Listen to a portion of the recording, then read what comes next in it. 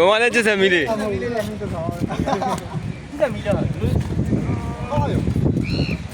အားလုံးပဲမင်္ဂလာပါ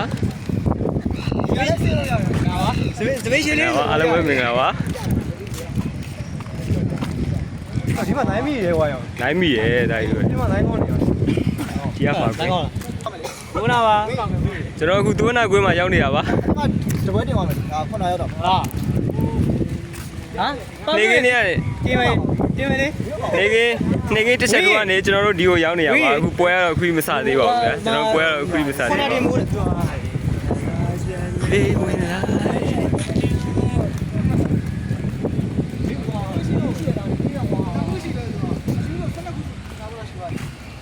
ဘလော့ပိုင်စီကနေကြိုးဆိုပါတယ်၄နိုင်မဆောက်မှာ၃နိုင်တော့ဒီကတော့ကြီးရှမ်းမဒီဘက်ရှမ်းမရှမ်းမပါတော်ပေါ်လာလေးပါတော့ရှင်းဝိုင်းယူနေဝိုင်းကွာတော့7နိုင်ရဲ့လွတ်ပေးလိုက်၄နိုင်မလွတ်လဲရအောင်အေးဝ၄နိုင်ရဲ့လွတ်လဲရပါတယ်ကျွင်းဘလော့ရရင်ဘလော့ပိုင်စီပဲဖြစ်ပါတယ်ဘလော့ပိုင်စီကနေပြောအားလုံးကြိုးဆိုပါတယ်ဘလော့ပိုင်စီရဲ့ founder မောင်စီယာလေးပါ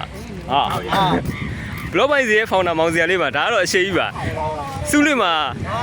ကျွန်တော်2နာရီလောက်မတည့်ရက်ဆောင်နေမောင်ရှိကြီးပါ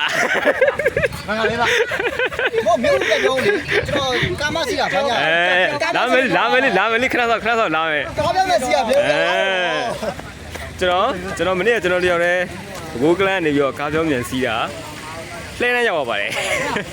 ငိုင်း